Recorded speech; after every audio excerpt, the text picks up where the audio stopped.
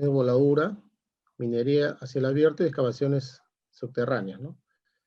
Actualmente es consultor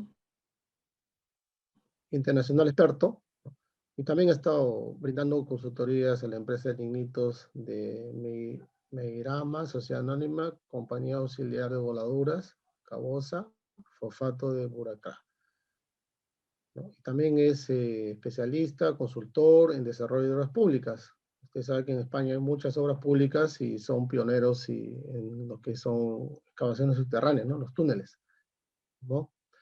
Y ahí también está en Proferjo, Coliseum, Manor Ingeniería, Iberian Mining Associates, ¿no? Entonces, damos el espacio para que el doctor Emilio López Jimeno inicie con la ponencia. Muchas gracias a todos los participantes por este tiempo que están brindando, ¿no? Sobre todo para enriquecerse de este conocimiento del doctor Emilio López Jimeno. Es un gran investigador, una eminencia, bueno, ha colaborado en muchos manuales también, hay manuales de perforación y voladura, ¿no? Están en bibliotecas a nivel mundial, ¿no? En todas las universidades y en todas las consultoras, en todas las empresas mineras, y las que se dedican a esta especialidad de la profesión de voladura. Doctor, buenas tardes y doy inicio a usted a la ponencia. Buenas tardes, muchas gracias.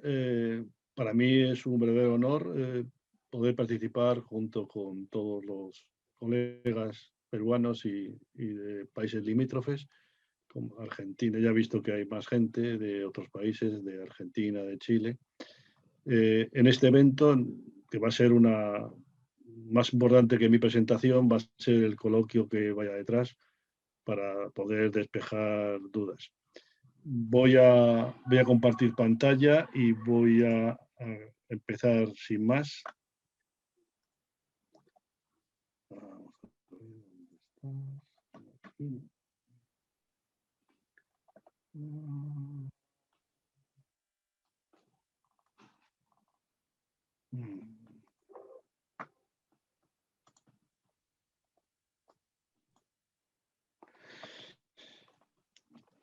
Bueno, esta charla va a tener dos partes. Lo he querido hacer así porque me pareció que es importante ver cómo ha evolucionado la minería metálica. Yo llamo minería metálica, pero en realidad me voy a referir a dos tipos de minería, la de minerales de hierro y la del cobre, porque suponen más del 40% de la minería mundial en este momento, con tendencia a crecer.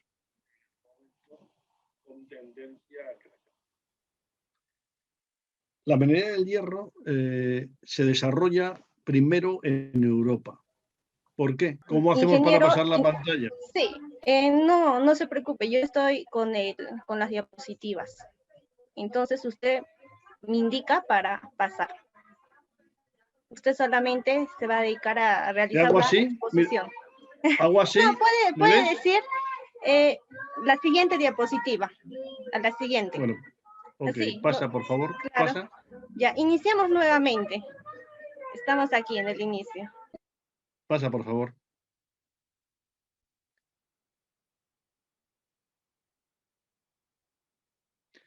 Vamos a hablar de la minería del cobre y la minería del hierro, porque son los dos principales ítems. Aproximadamente es el 40% de la producción mundial, y además están subiendo ambos conjuntos. La minería del hierro se produce, el origen de la minería es en Europa. Entre el año 1856 y 1881 se ponen en marcha los distintos procedimientos de conversión del arrabio en acero.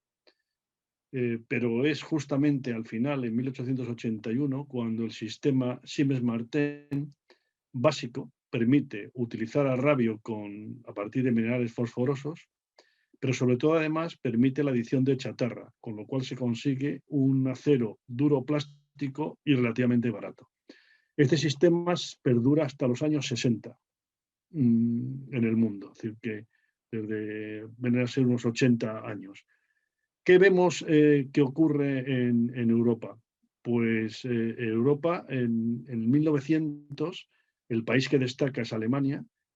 En 1913 sí domina todavía mucho más el mercado europeo y desgraciadamente para Alemania entra junto con el Imperio Austrohúngaro en la Primera Guerra Mundial y vemos que después de los años 20 cómo baja casi a la mitad su producción.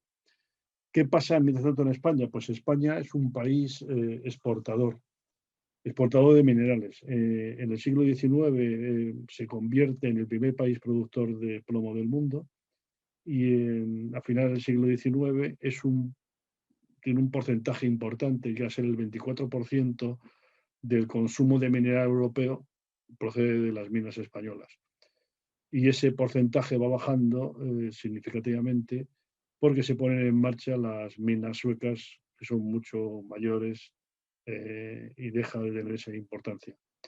Hay 3 zonas importantes en España de mineral de hierro.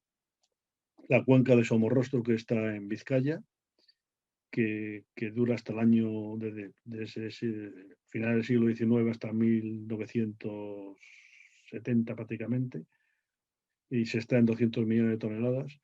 Una empresa curiosa que es la Compañía Española de Minas del Rif, que está situada en Marruecos, cerca de la ciudad española de Melilla, que saca 32 millones de toneladas hasta el año 1967-1914.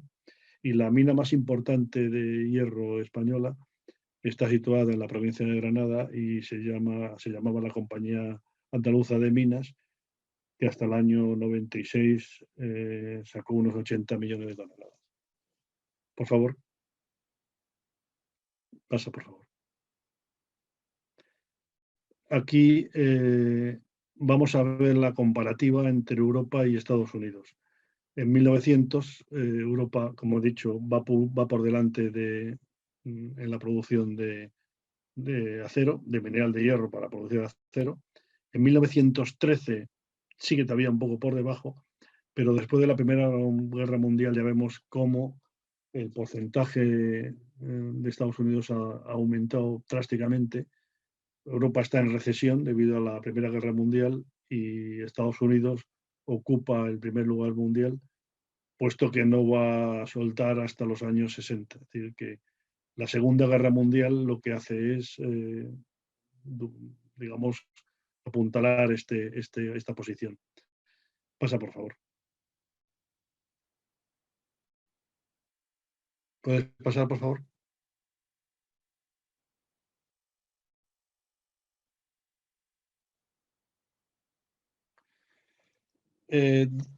Justo al final de la Segunda Guerra Mundial, Europa está totalmente devastada y Estados Unidos lo que utiliza es la venta de bienes de equipo. Entonces necesita todavía más mineral de hierro. Las minas estadounidenses están no agotadas, pero sí tienen una ley baja. De hecho, explotan un mineral de muy baja ley, del 40-45%, y además muy duro, son las tajonitas. Y ellos ven que necesitan, las empresas siderúrgicas americanas necesitan más mineral y sobre todo si puede ser mejor mineral. ¿Y dónde van a mirar? Pues van a mirar en Latinoamérica. Entonces, en 1950, las empresas que ponen en marcha las minas son las empresas siderúrgicas. Siguen el modelo europeo que fue el que pusieron en marcha en Europa. Las empresas siderúrgicas son las que ponen en marcha con su capital las empresas mineras. En Venezuela, en 1950, la Iron Mines Company, y en 1954 la más importante, la Orinoco Mining Company, que pone en marcha el Cerro Bolívar. En 1953 la Marcona Mining en Perú, todavía es una mina que todavía está en operación, y en 1955 pasa lo mismo en Chile, es decir, que están buscando y están poniendo en marcha minas en Venezuela, en Perú y en Chile. Esa foto de la derecha es un volquete de 70 toneladas en los años 50, casi 60, un poco antes de la nacionalización. El país más importante era Brasil, pero Brasil en 1942 había creado ya una empresa estatal, que es la Compañía de Vale do Río Doce, que en 1951 ya producía el 80% del mineral de hierro brasileño.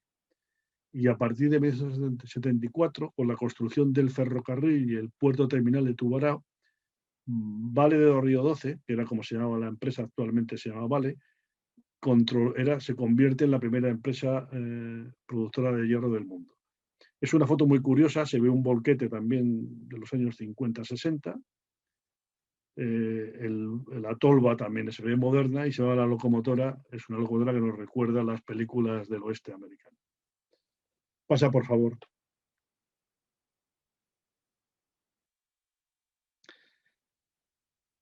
La anterior. ¿Qué pasa? Esa situación se mantiene en los 60, pero en los años 70 se produce en toda Latinoamérica un proceso de nacionalización. En 1975, Venezuela crea una empresa que se queda con toda la minería de hierro y crea Ferrominería del Orinoco para tratar de explotar no solamente mineral de hierro, sino también producir acero. Antes, en 1970, se había creado Hierro Perú y en 1973 la Compañía Minera del Pacífico en Chile. En los años 90, los años 70 y 90 al 90 son años malos mundialmente porque hay las varias crisis del petróleo hacen que los precios hacen que el mundo entre en recesión y los precios de los metales en la Bolsa de Londres sufren y tienen periodos bajos y sobre todo inestables. Hace que eso, junto con las empresas nacionalizadas, no son nunca adecuadas, porque la estrategia no es la que tiene que ser. Es decir, la estrategia de una empresa minera es aportar continuamente capital para, con ese capital, optimizar los beneficios y no dedicarse solamente a los beneficios o a los impuestos. Eso hizo que en los años 90 se produce en el hierro y luego ya veremos que también en el cobre un proceso de privatización. Así en 1922 sube Hierro Perú, que toma Marcona, y en 1997 se produce también una privatización de Vale, una empresa para poder desarrollar mucho más la minería. En el gráfico vemos cómo Estados Unidos, que en los años principios del siglo XX era el 45% del mineral de hierro, actualmente debe ser el 1,5-2% como mucho. Y el número 1 es Australia con el 39% y seguido de Brasil con el 20%. ¿Puedes pasar, por favor?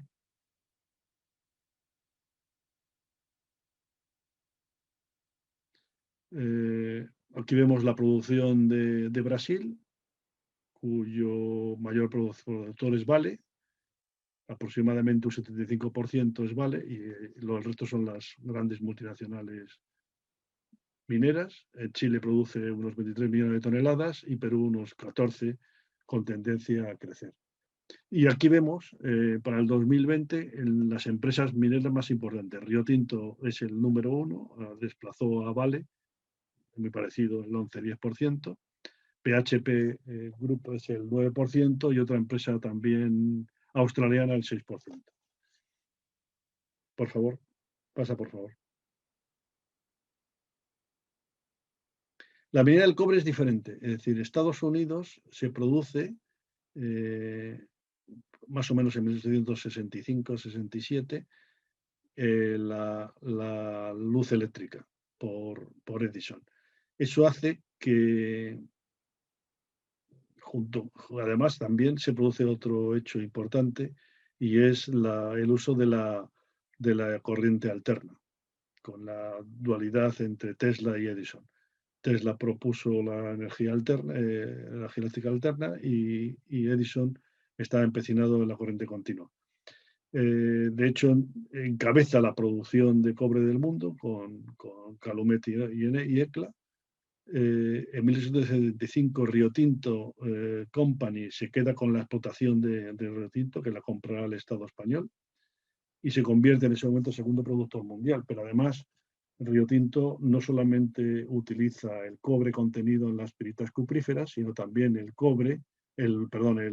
azufre contenido en la propia pirita, porque el azufre era un mineral estratégico para la fabricación de ácido sulfúrico.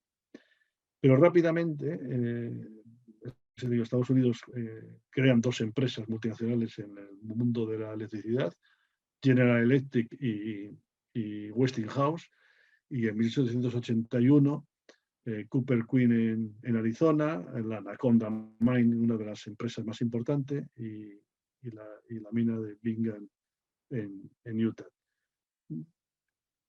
Entonces, ese primer puesto lo sigue manteniendo, y necesita también, es decir, que necesita más mineral.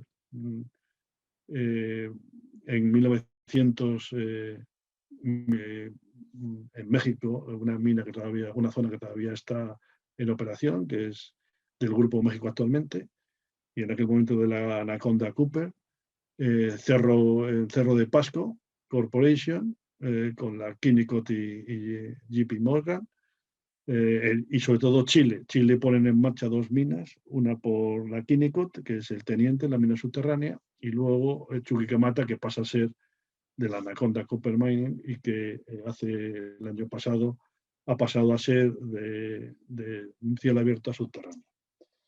Por favor.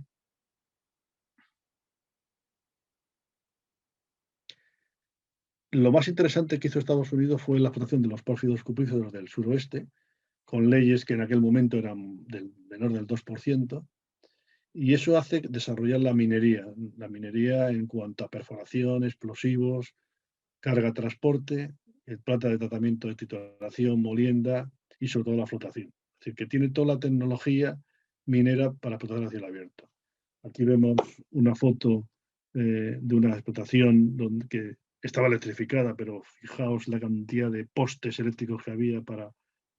De hecho, Estados Unidos no solamente desarrolla las máquinas eléctricas de ferrocarril, sino también para sustituir a ese tipo de máquinas, que era un rollo en una explotación minera, tanto cable y tanto poste, las máquinas diésel eléctricas. En cuanto a Perú, en 1956 se pone en marcha Toquepala, por la Southern Peru Copper Company, en 1976 Cuajone, y vemos que las empresas americanas en aquellos años, entre el 20 y el 50, producían el 50%, pero en los años 60 ya había bajado al 30%. Por favor.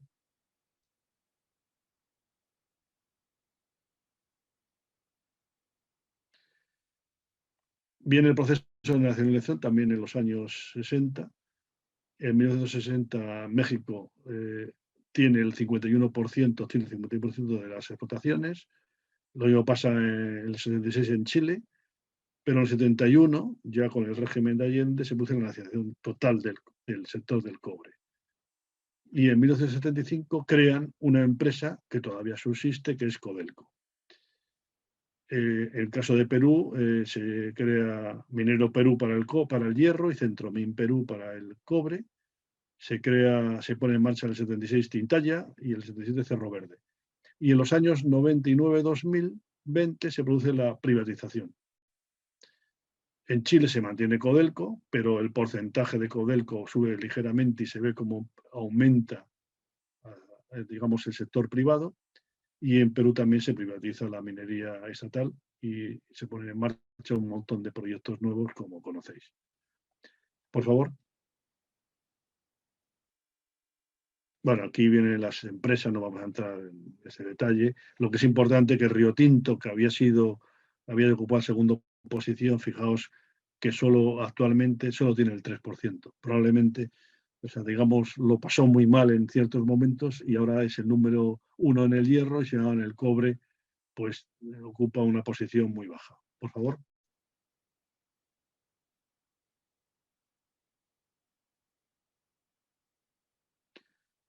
Este es el ranking en Latinoamérica. Codelco es el número 1, BHP, Glencore, Vale y Antofagasta. Por favor.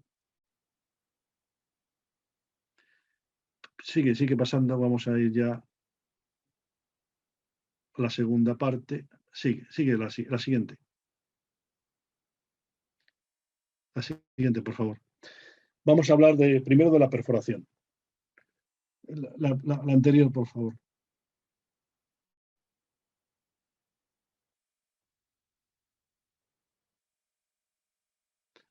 Bueno, vamos a hablar de hay tres tipos de perforación: perforación a percusión, perforación a rotopercusión y perforación a rotación. La primera es la perforación a percusión, es la más antigua.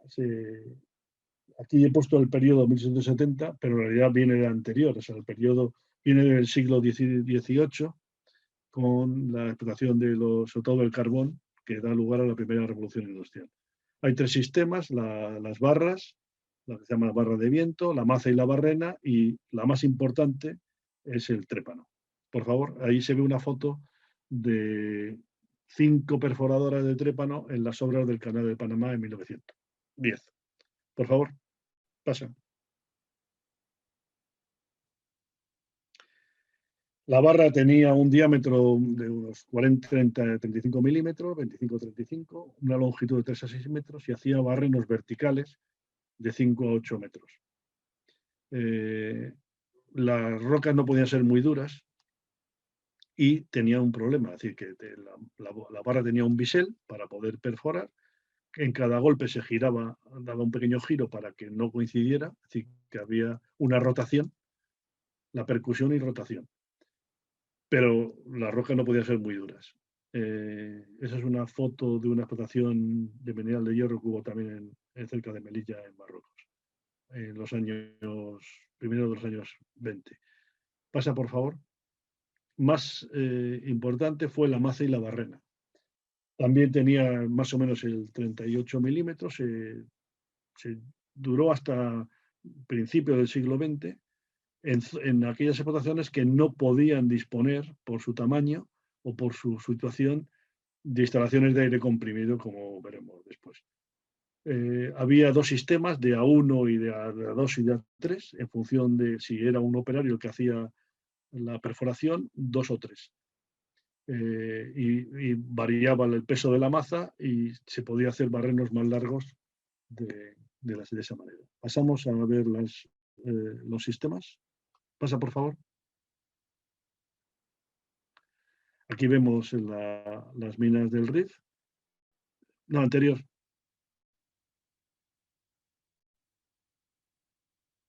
Puedes poner una perforación de A2, o sea, un operario sostenía la barrena y el otro daba con la maza. Y aquí vemos, esto era en el año 25, y esto es en Estados Unidos, taqueando bolos, un operario que hace la perforación y luego la carga del barreno. Aquí vemos los útiles, el agua para limpiarlo, etc. Era muy laborioso porque había que limpiar de vez en cada 5 o 6 golpes, había que limpiar el barreno del detritus. Pasa, por favor.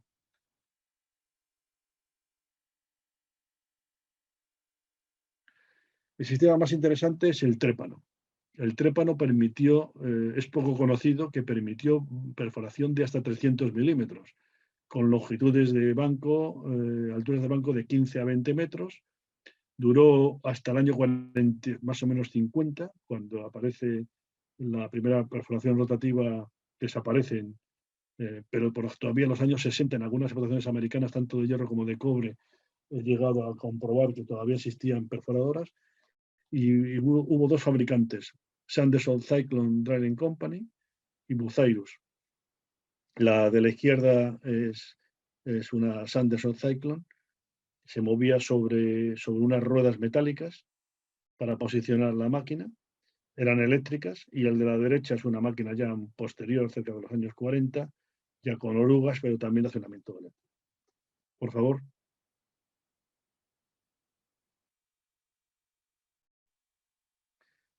La más importante es la perforación rotopercutiva. Aunque realmente empezaron incluso hubo perforadoras de vapor, no tuvieron mucho éxito, y sí tuvieron éxito las que fueron accionadas con aire comprimido. Se llama también el Doghammer, martillo en cabeza. El diámetro era 38 o 51 milímetros. Y ha habido una perforadora, el Jackhammer de IG Sorran, que ha estado vigente hasta hace muy pocos años, sobre todo en la minería artesanal latinoamericana. Se clasificaban por pesos y los mayores había que usarlos con trípode.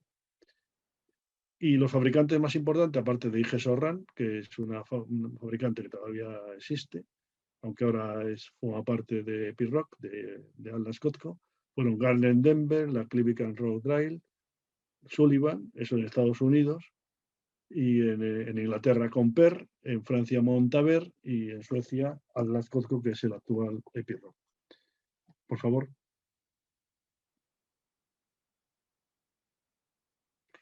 Aquí vemos dos explotaciones, el uso de esos martillos, en mineral de hierro en ambos casos. La izquierda es en las explotaciones en Vizcaya, en España, y la derecha es una explotación en Estados Unidos.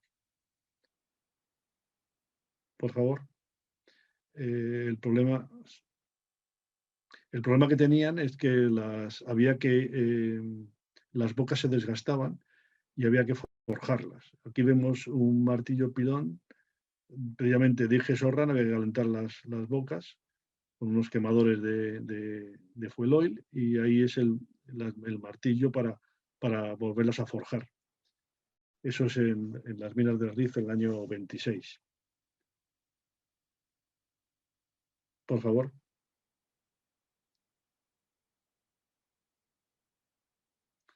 Los años 50 hubo dos temas fundamentales. La primera es la aparición de la vidia para las bocas. Eso permitía que en lugar de forjar las bocas, simplemente había que afilar las bocas de vez en cuando.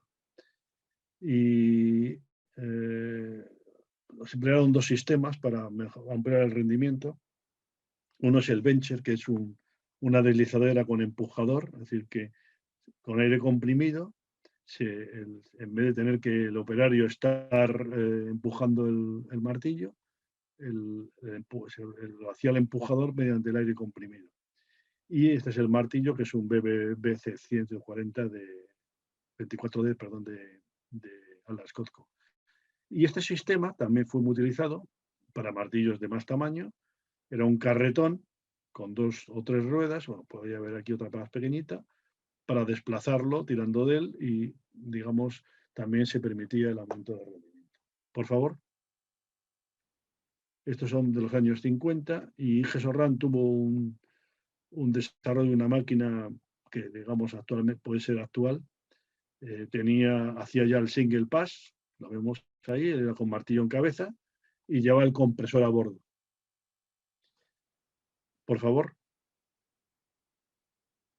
En los años finales de los 70 y 80, vemos aquí varios equipos. En la izquierda son los dos IG Sorran, pero ahí pongo también los equipos que había de otras marcas. El IG Sorran es el CM 350, que era equivalente al Gun Denver ATD 3700, el RO 701 de Atlas Copco, o la Joy Run de la Joy. Y para eso perforaba en 76-89 milímetros. Y para perforar a 127 milímetros eran los carros, el CM1000 de IG Sorran, el GD-HDC-F y el Joy Mustang de Joy. El GD es un Gun Denver.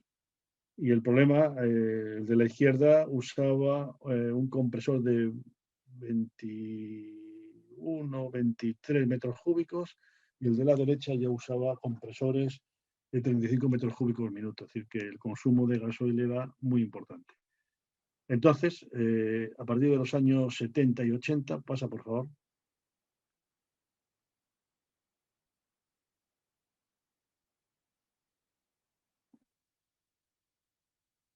Aparecen los martillos, los carros hidráulicos, en el cual la percusión, la rotopercusión, se hace hidráulicamente y solamente se precisa aire comprimido para la limpieza del barreno. Hubo dos tendencias, el usar El de la izquierda es un Igesoran CM450 que llevaba el compresor, que es mucho más pequeñito, pero lleva el compresor a rastras.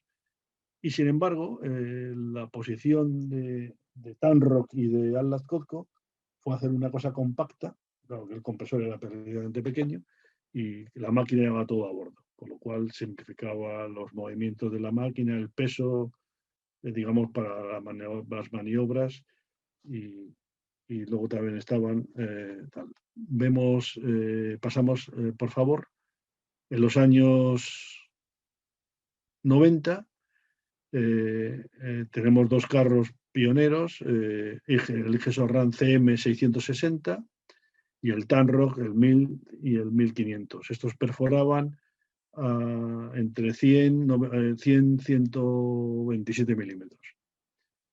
Y los actuales, pasa por favor. Está el Tanrock Pantera, que es perdón, la anterior. La anterior, por favor. El Tanrock, no, la siguiente.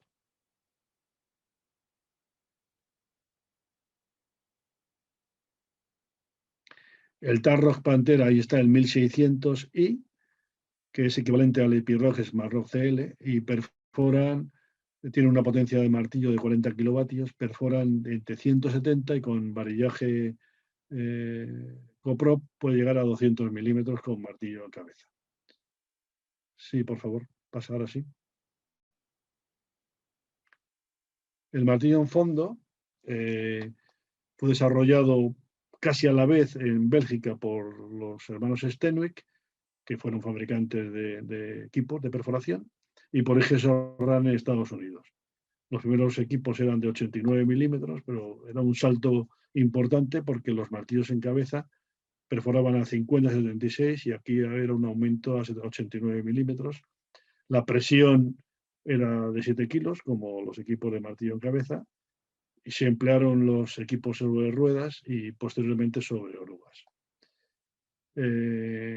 La ventaja era que la sarta, a medida que aumentaba la longitud del barreno, no disminuía el rendimiento, puesto que la percusión se realizaba en el fondo del barreno, que había muy pocos desvíos porque los tubos tenían mucho diámetro y el espacio anular era pequeño, y sobre todo perforaban bien en terrenos flojos o malos y agrietados.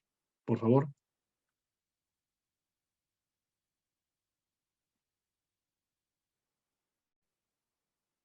Pasa, por favor.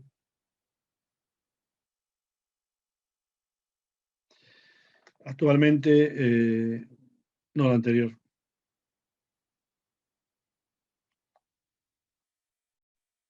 Actualmente, la gama que más se utiliza es la última, de 200-254 milímetros, porque ya hemos visto que los martillos en cabeza tienen ventaja en los diámetros inferiores. La presión ha aumentado hasta 24 kilos y medio, y hay dos tipos de montaje: los carros convencionales, pero con martillo en fondo, o equipos mixtos que permiten tanto el martillo en fondo como la rotación. Entonces son equipos antiguos equipos de Igesoran, ahora son Epiroc, el DM30 y el DM45. Ahora sí, por favor, cambia.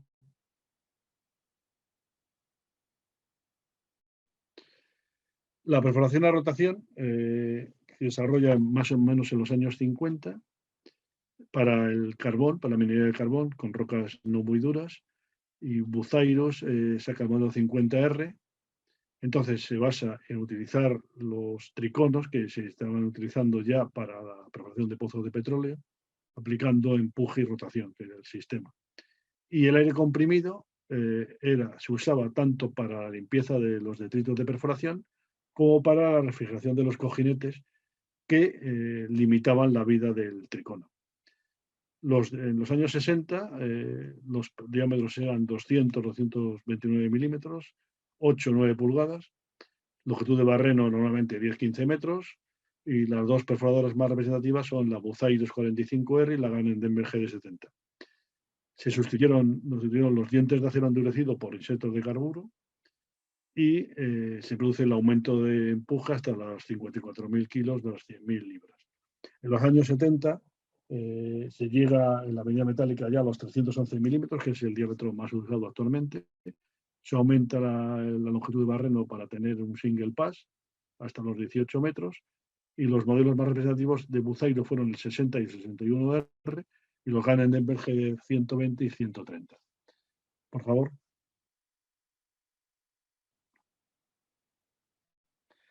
En la izquierda es una 45R y en la derecha una 61R.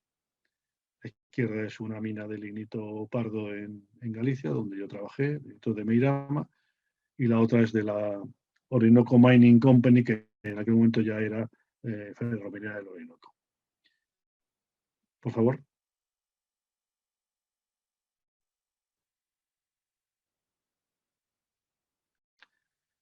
¿Qué ha pasado en este tal? Bueno, la Buciros Internacional fue adquirida por Caterpillar, la Gann-Denver fue adquirida primero por P&H y esta después por Komatsu. Es decir, que Caterpillar son las que distribuyen las antiguas Buceiros, ahí vemos las 6640, y Komatsu las antiguas Gann-Denver. Epiroc adquirió IG Sorran, y son sus perforadoras rotativas, y Sandvik a Drilltech. Pasamos. Pero vamos, aquí vemos las Epiroc, la PV351, fijaos qué longitud más grande de single pass, y la segunda es una perforadora Drilltech. Lo que he visto en la revisión de las máquinas, por lo menos en Latinoamérica, las dos marcas con más unidades actuales son Caterpillar y Epiroc. Pasa, por favor.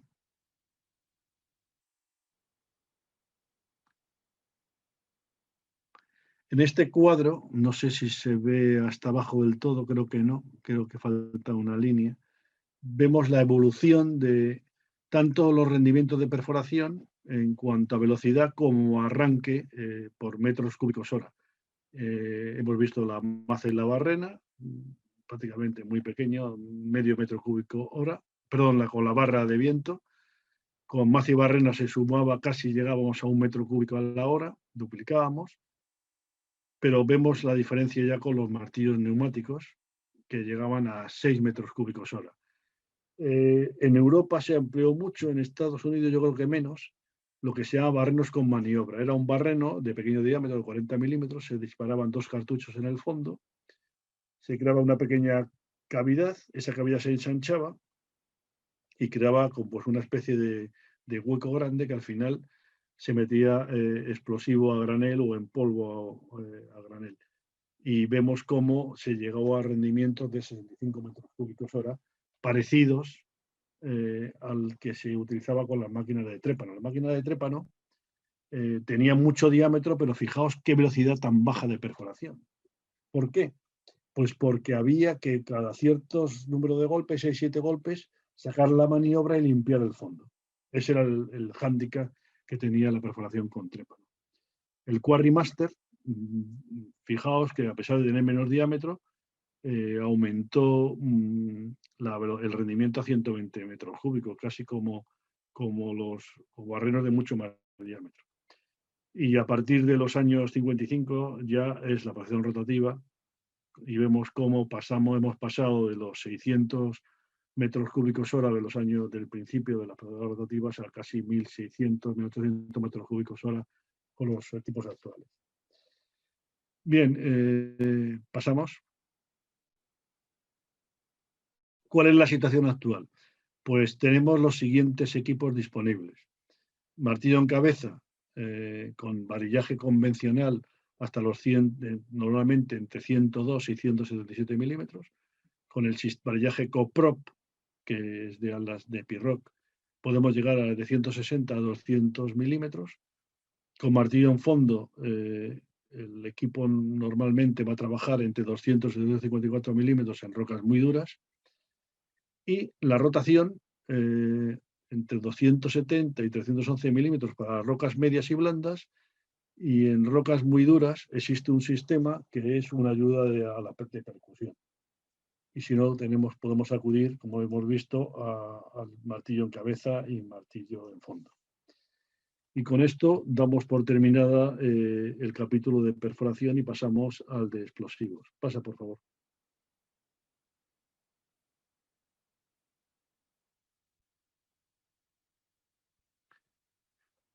Perdón, no he hablado, me he saltado. No, pasa al anterior.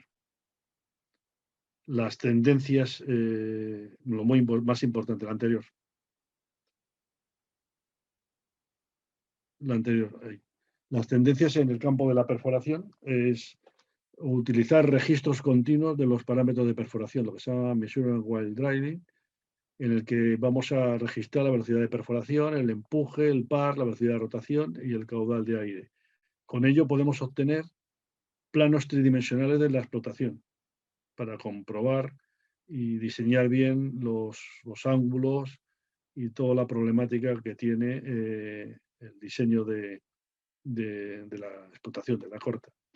El diseño de la carga de explosivo variando en función de la resistencia de la roca, la densidad y la velocidad de detonación, en definitiva, de la energía del explosivo.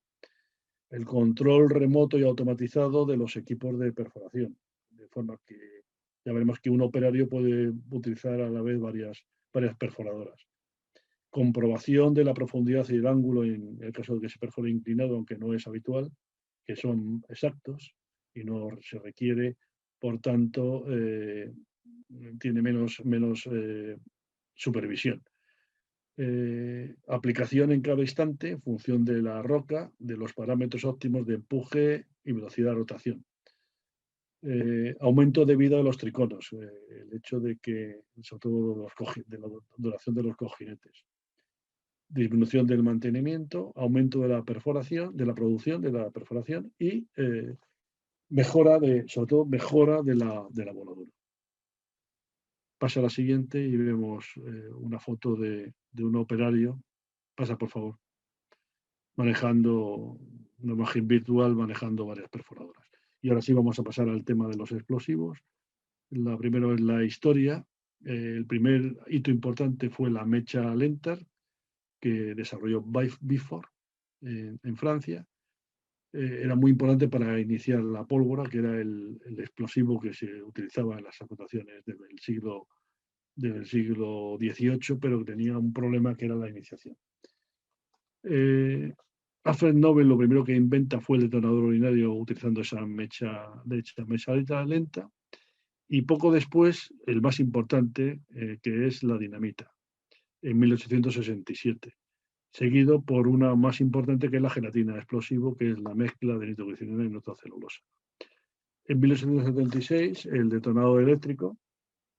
En el año 1879, las dinamitas especiales, que pueden ser gelatinosas o burbulentas en función del porcentaje de nitroglicerina y hidroto amónico, y que son las que se emplean actualmente en algunas aplicaciones especiales. En 1940, el detonador de microretardo, con lo cual se facilita la fragmentación y sobre todo el control de las vibraciones. En 1953 se realiza la primera voladura con ANFO y poco después empieza a utilizarse la carga a granel en las explotaciones mineras a cielo abierto.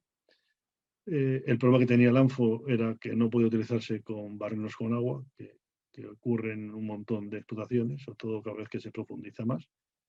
Y entonces Melville Cook desarrolló entre 1957 y 60 los hidrogeles, con nitrato amónico, agua, TNT y a veces adición de polvo de aluminio, y rápidamente también se mecaniza. Los actuales están servidos con monometilamina.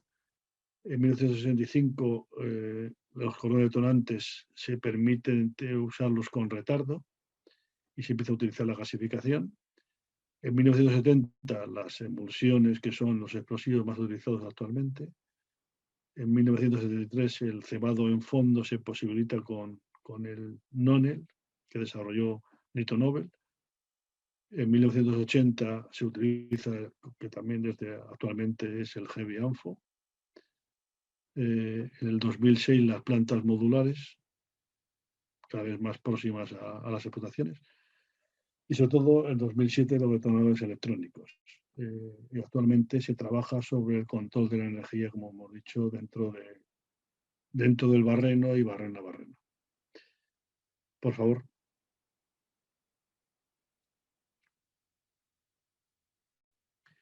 En la foto de la izquierda, un detonador eléctrico de los primeros y los explosores de principio del siglo XX que hemos visto en las películas. La carga de los barrenos de gran diámetro de esas perforadoras de percusión requerían castilletes, unos pequeños castilletes para poder bajar con seguridad los cartuchos que eran de gran diámetro al fondo del barreno. Eran dinamitas y había que tratarlos con cierto cariño. Por favor.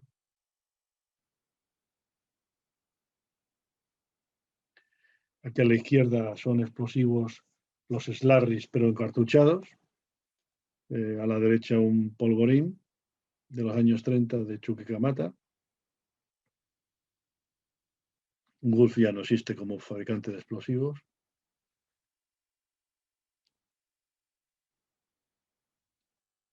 Por favor.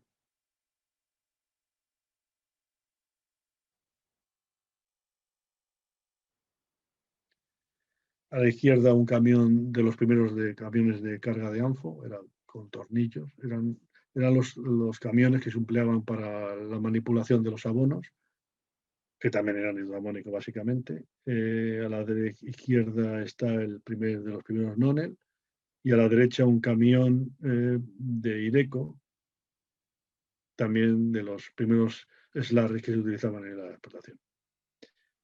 Por favor.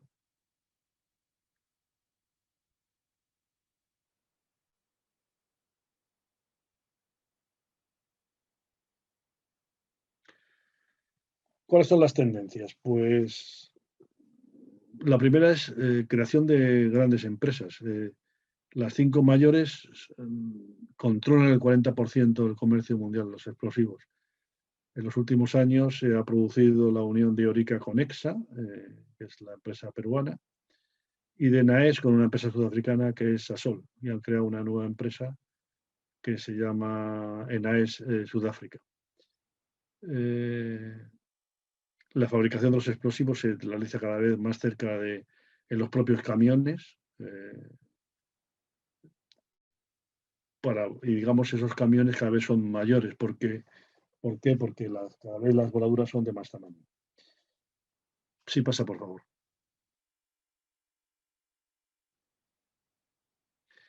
El control y la automatización de la carga. Los barrenos son telecomandados, los camiones, perdón. Y aquí, digamos, es un camión con el sistema de control que controla pues, el peso, la densidad, etc. Sí, por favor.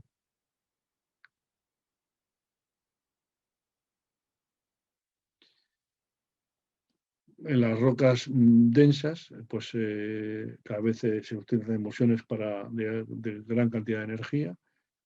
Lo que hemos visto ha sido un aumento cada vez mayor de los detonadores electrónicos. Actualmente ya utilizan inalámbricos, con lo cual pueden ser, digamos, accionadas a distancia. Esto ha posibilitado disminución de los daños por vibraciones a los taludes, con lo cual se posibilitan taludes más verticales, y al mismo tiempo que se mejora la fragmentación. El uso de tapones para retractado, para aumentar su efectividad, y se obtienen ventajas en la fragmentación, pero con una disminución del consumo de explosivos, y la aplicación de tecnologías 4.0 tanto a los equipos de perforación como hemos visto, como a los camiones cargadores. Sí, por favor.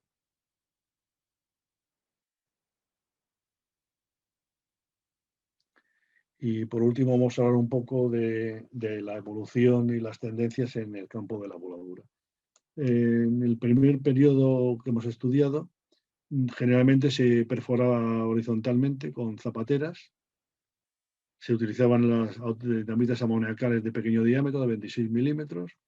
Se iniciaba con mecha lenta, con lo cual había que iniciar un montón de barrenos. Se utilizaban varios varios operarios y era muy peligroso.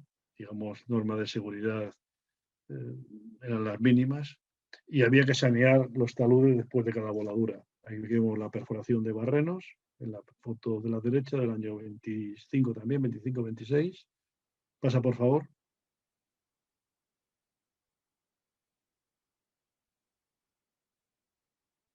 La carga con los cartuchos de dinamita, atacando los barrenos, y el saneo de taludes después de cada voladura. Y aquí estamos viendo en los años 50 todavía, en la mina de Río Tinto precisamente. Por favor. Lo más interesante ha sido ver cómo se diseñaba la voladura en esos años que hemos visto hasta los años 40-50. Aquí el espaciamiento y el burden eran iguales, lo vemos ahí, en función del diámetro. Y la carga específica pues era relativamente baja, entre 0,20 para rocas blandas y 0,40 para rocas duras. ¿Qué ha pasado posteriormente? Sigue pasando, sigue por favor. Pasa. No, antes de esa. La anterior a esa. La siguiente.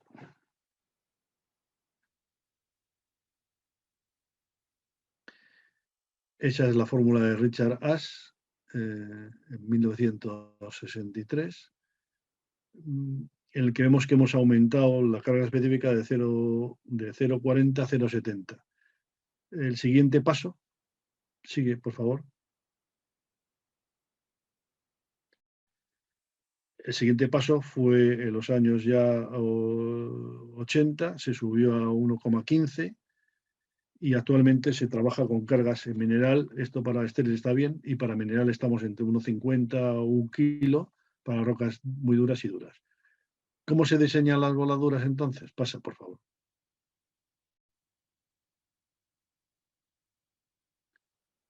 Estos son los primeros ensayos. Burden igual a espaciamiento. Se calculaba el volumen arrancado, se multiplicaba por la carga específica y se obtenía la carga por barreno. ¿Qué ocurría? Aquí es una foto de una voladura con 200 milímetros en la explotación de hierro de Compañía Española de Minas del Rif. Vemos los tamaños enormes que se producían. ¿Qué pasa, por favor?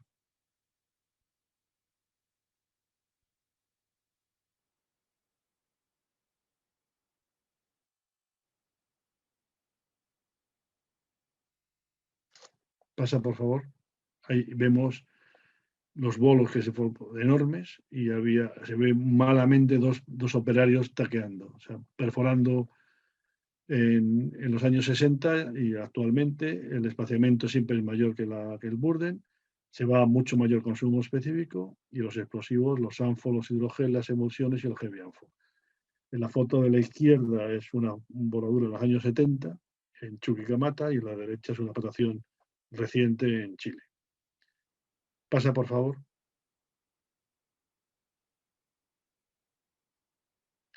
Cada vez se va más a la utilización de software, que puede ser tanto elaborado por las empresas fabricantes como por software libre. Hay un montón de ellos y cada vez se utiliza más.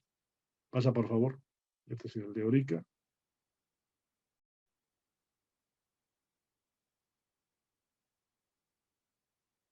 Y vamos a acabar con las tendencias. Se va a una optimización de la fragmentación desde los años 90, lo que se llama mine to mill, aumentando el consumo específico de las voladuras de mineral, tratando de optimizar el DSU-50 para que el proceso tanto de carga, transporte, machaqueo y molienda tenga un coste mínimo. La optimización de la energía del explosivo en cada barreno en función de los parámetros de registro de los barrenos, variando tanto la densidad como la energía del barreno. El aumento en el tamaño de las voladuras, como hemos dicho, controlando el nivel de daños y mejorando la fragmentación con el uso de tonales electrónicos.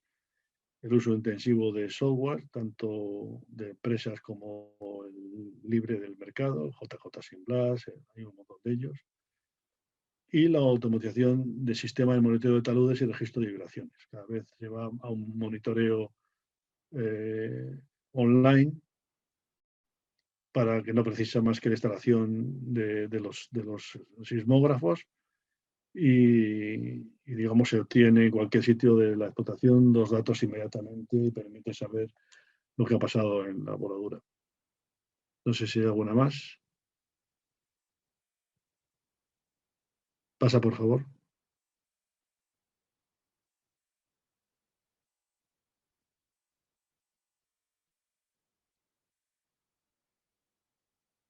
Este es un sistema.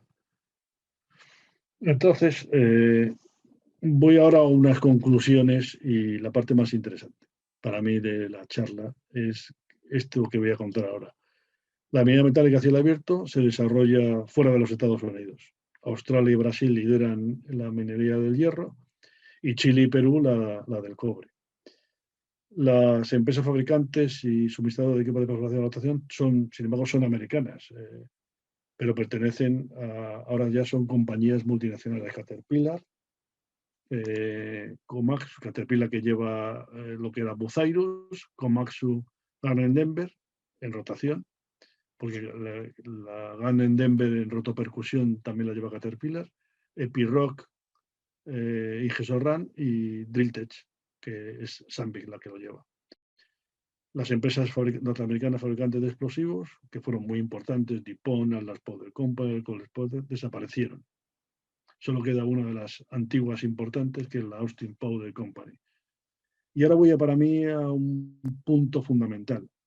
He visto la clasificación de las 8 primeras escuelas de minas más prestigiosas del mundo. Entonces, la número 1 sigue siendo la Colorado, la Escuela de Minas de Colorado, la número 4 es de Estados Unidos, pero la 2, la 3 y la 5 son australianas, normal, que es un país minero por excelencia, y la 6, la 7 y la 8 Canadá.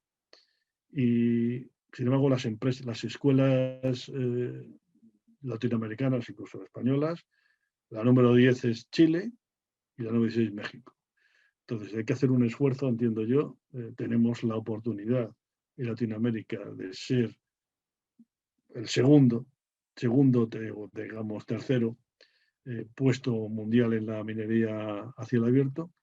Es un esfuerzo de las escuelas de minas, es un esfuerzo de los colegios profesionales, es un esfuerzo de los fabricantes de explosivos para ser mejores, digamos, en definitiva. Y yo creo que esto que habéis hecho vosotros de este grupo de trabajo va en esa línea. Es decir, que tenemos que mejorar la formación y la experiencia.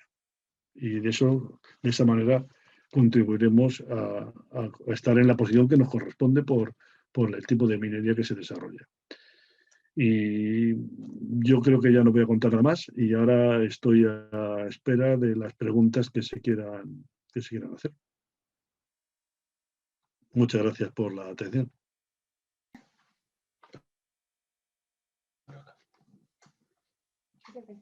Bueno, yo creo de que cerrando la participación, ante todo el equipo de Sinergia Peruvian, ¿no? Desea a nuestro directivo, nuestro director, el ingeniero Oscar Calero, su pronta mejoría, ¿no? Por esa razón la presentación se ha puesto de color verde, es un color de esperanza para todos, de COVID, las vacunas que se están realizando a nivel mundial y acá en nuestro país, ¿no? Y ingeniero Calero, desde acá le deseamos su pronta recuperación. Bueno, muchas gracias, doctor Emilio López Jimeno, por esta excelente exposición. La verdad que en una línea de tiempo muy fácil nos ha hecho recordar la minería de cobre y hierro a nivel de Europa, Norteamérica, Sudamérica, de los países productores, las potencias, ¿no? Que en palabras simples vemos que debemos de aprender de las técnicas de perforación y voladura, que es muy útil para la minería de tajo abierto y también para la minería subterránea, ¿no? en el objetivo de optimizar costos de operación, ¿no? Sobre todo hacer prácticas seguras, ¿no? Las buenas prácticas de profesor evaluadora que nos llevarán a ello, y para sacar las mejores lecciones aprendidas, ¿no? Y adaptarlos y complementar para la creación de valor en los participantes en sus labores y también para las empresas donde laboran, ¿no? También Sinergia Peruvian Team desea a todo el Perú y a los demás países del mundo que superemos esta pandemia del COVID con la esperanza de fortalecer las capacidades gubernamentales para contener esta pandemia, ¿no? Que está afectando con muchas muertes a amigos, familiares, colegas, y además está afectando el desarrollo económico a nivel de nuestro país, a nivel mundial, ¿no? Finalmente, Sinergia Peruvian Team les agradece a usted, doctor Emilio López Jimeno, la participación, por una excelente exposición, y a todos los participantes que han estado pendientes de esta ponencia, ¿no? Estaremos enviando un resumen por intermedio del WhatsApp del grupo, el Facebook, ¿no? Para compartir esta excelente exposición. Doctor Emilio López Jimeno, le cedo la palabra. Pues muchas gracias. Yo me encanta que os haya gustado la exposición. Yo he intentado ver un poco la evolución de la minería metálica porque hay que aprender un poco de lo que ha pasado en el pasado para no cometer errores en el futuro. Es importante y sobre todo ver cuáles son las tendencias actuales y por dónde van los tiros, como se dice actualmente. Yo entiendo que la perforación y voladura es el comienzo de la operación minera y si se hace bien, todo va a ir bien. Obtendremos unos buenos costos y si se hace mal, va a ser terrible porque todo va a ir en cadena. Es decir, la carga será mala, el transporte deficiente y el tratamiento de titulación y molienda fatal. Esa es la tendencia y esos son los esfuerzos que tenéis que hacer. Y yo estoy a vuestra disposición para lo que queráis.